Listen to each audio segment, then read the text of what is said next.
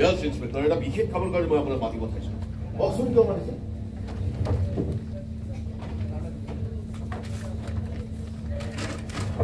Blank cheque. মনৰ ইচ্ছাৰে এমাউণ্টটো ভৰাই ল'ব। মই ঠিক বুজা নাই কথা। নাই চিন্তা কৰিব নালাগে, আমি এনেই দিয়া নাই। আমি হলো ব্যৱসায় মানুহ, বিনিময় অবিহনে আমি একো কামেই নকৰোঁ। কিহৰ বিনিময়ত আপুনি মোক এইখন দিছে? পথৰ কাইট আঁতৰাবলৈ।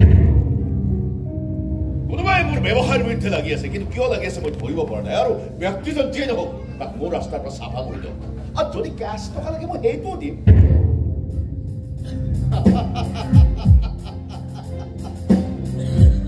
তাৰমানে আপুনি মোক ঘোষ দিছে, আপোনাৰ টকাৰে আপুনি মোক কিনিব বিচাৰিছে। কিন্তু আপুনি কিয় ভাবিলে যে মই আপোনাৰ টকাৰ মোহত বন্দী হৈ আপুনি ভবাৰ দৰে কাম কৰি যাম বুলি?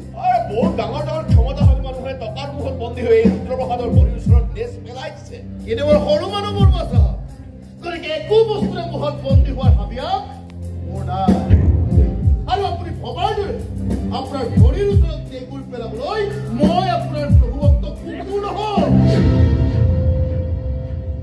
আপুনি কিয় ভাবি ললে? সকলো পুলিচ অফিচাৰ একেই বুলি? এতিয়াও সততাৰে ন্যায়ৰ পক্ষত থকা পুলিচৰ ওচৰত ৰাইজে বিশ্বাস ৰাখে। সততা নিষ্ঠা এইবোৰ শব্দ শুনিবলৈহে ভাল। সততাত থাকি জীৱনত আপুনি একোৱেই কৰিব নোৱাৰিব ইন্সপেক্টৰ। একো কৰিব নোৱাৰিলে অন্তত সততাৰে মোৰ দায়িত্ব আৰু কৰ্তব্যক সন্মান জনাই যাব পাৰিম। আৰু মানে আপুনি মোৰ কামটো নকৰে। যদি ন্যায়ত থাকি আপুনি ন্যায় বিচাৰিছে, তেতিয়াহ'লে আপোনাক ন্যায় দিয়াটো মোৰ দায়িত্ব।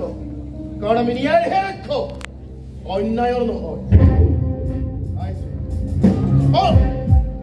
আৰু এটা কথা, আপোনাৰ যদি আৰু কিবা ক'বলগীয়া আছে থানালৈ আহিব, তাতেই কথা।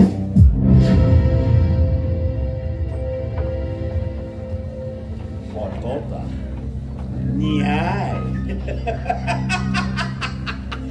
কিমান দিন সততাৰ নেগুৰত ধৰিবি ইন্সপেক্টৰ?